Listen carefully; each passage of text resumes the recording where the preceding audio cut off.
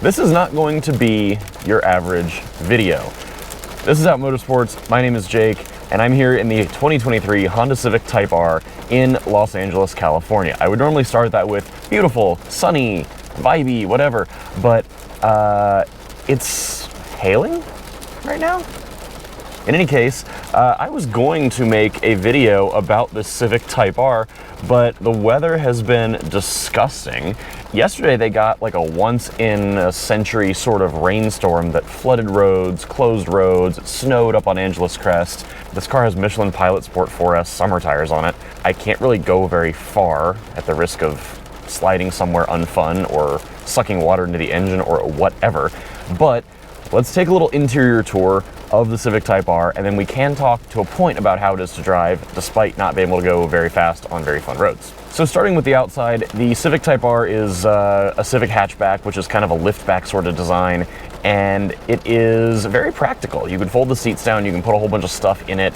It is the only way you're going to get a Type-R. If you like the sedan, you're not going to get that. You're going to get a regular Civic Si for that. So this is, of course, on that shared platform with the Civic Si, with the non-Si Civic, and with the Acura Integra. They did say there will be a hotter Integra coming, and I suspect it's going to just be the Civic Type-R drivetrain thrown into the Integra. So looking forward to that as well, but let's talk more Civic Type-Rs. Power and torque-wise, it's a 2-liter turbocharged 4-cylinder going on under the hood.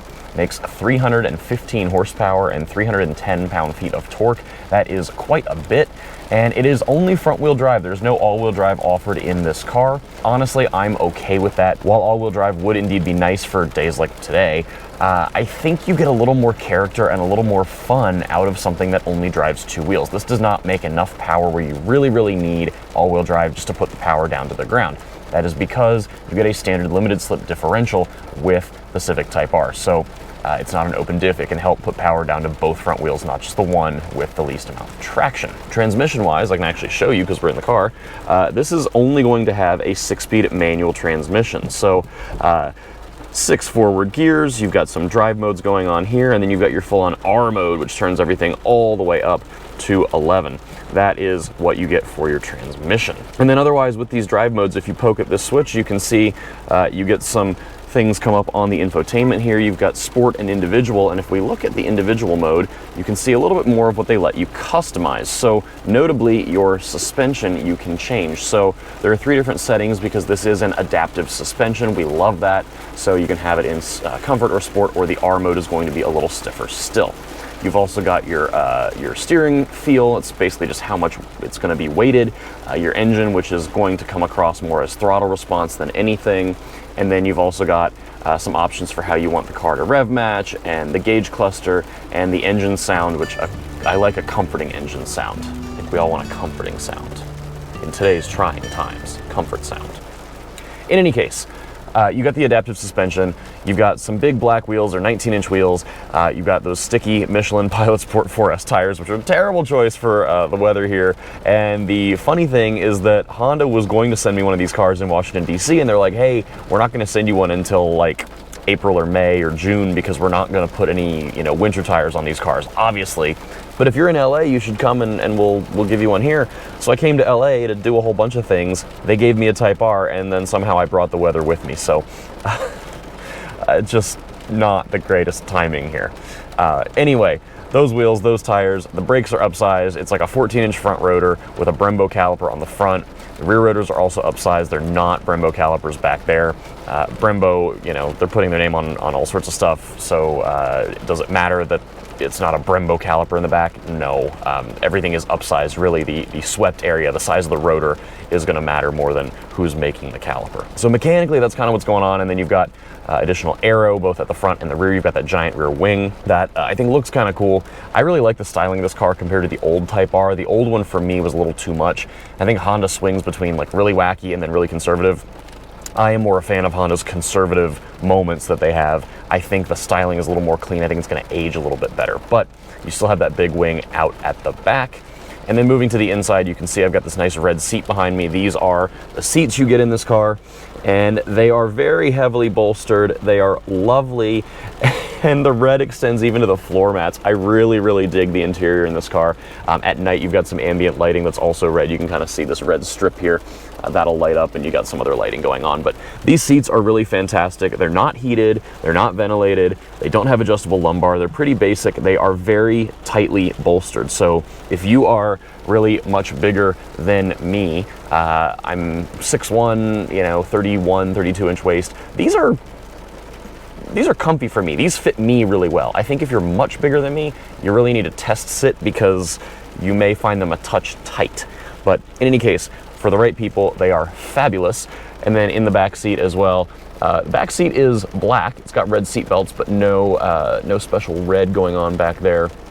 You can see that wing out the back window, which does also have a back wiper. That's very nice. And then there's no sunroof on this car. It's just a regular roof panel going on, and that is for the sake of saving weight. You don't want weight up top. That's bad for a performance car. So of course they didn't put a sunroof up there. Looking at the rest of the interior going on, this is pretty standard Honda Civic. Of course, you got the red Honda badge. That's a Type-R staple.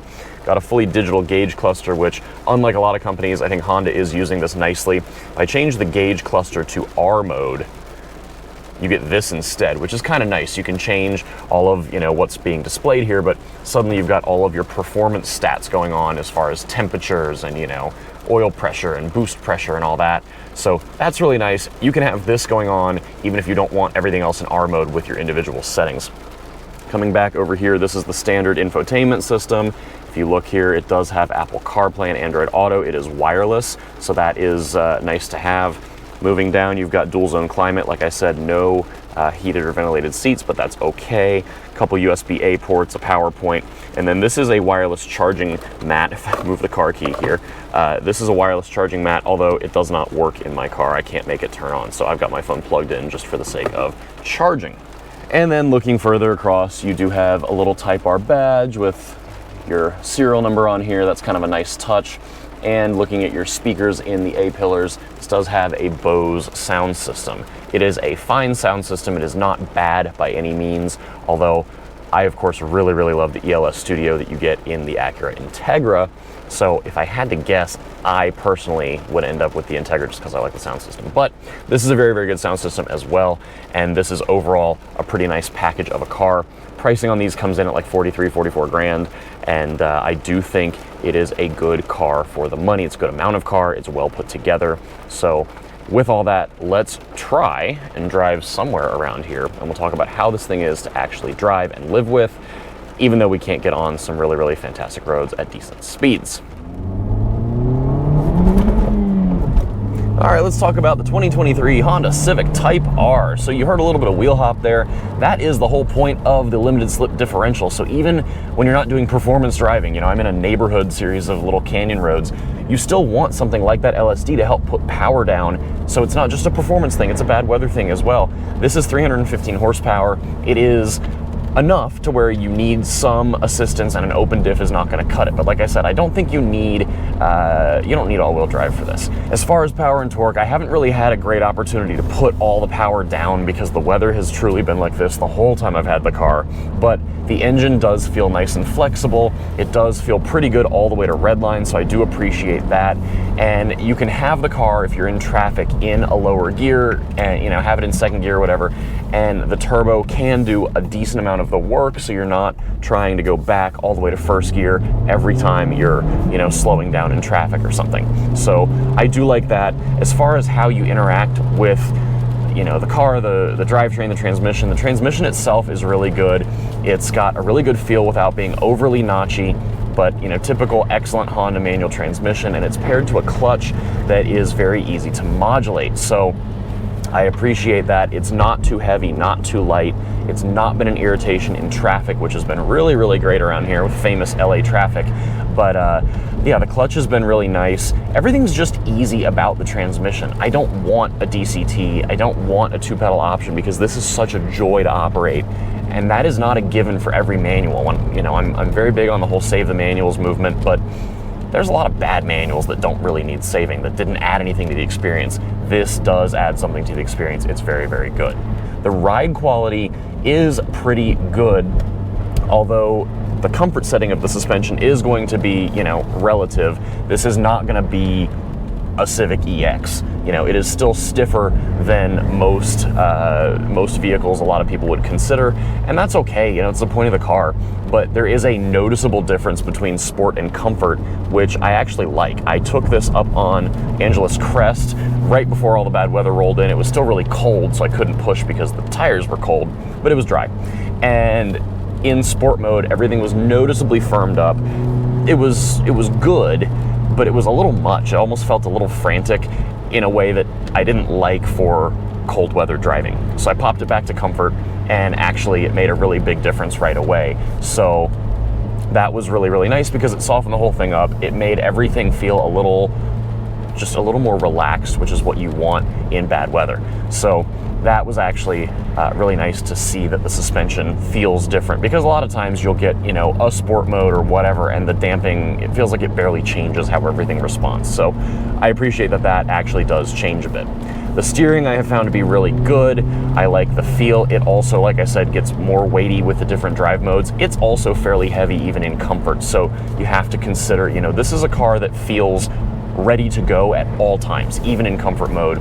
This is something that is sport first. You can tell that it's, you know, it's got one mission, and that is how they've got it configured. I think the most interesting thing about the Type-R is that, you know, this doesn't feel like it's a huge compromise sort of car to have, even when it's the most performance-oriented model of all of them.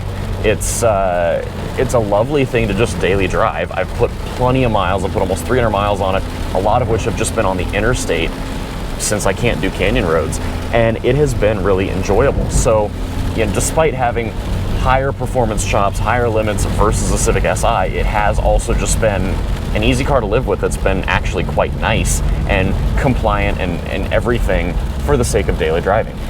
All right, and that'll do it for this review of the 2023 Honda Civic Type-R in the strangest weather I've been in quite some time. Thank you as always for coming along. Please be sure to like, share, comment, subscribe here on YouTube. Give us a follow on Facebook, Instagram, and Twitter at Out Motorsports, and head over to outmotorsports.com if you would like to check out some events and some community for fellow LGBT automotive enthusiasts. We've got some events in person and online coming up. We would love to have you join us both on the street, on the racetrack, and on the internet. Till next time, please stay safe, be well, stay dry, and we'll see you again soon.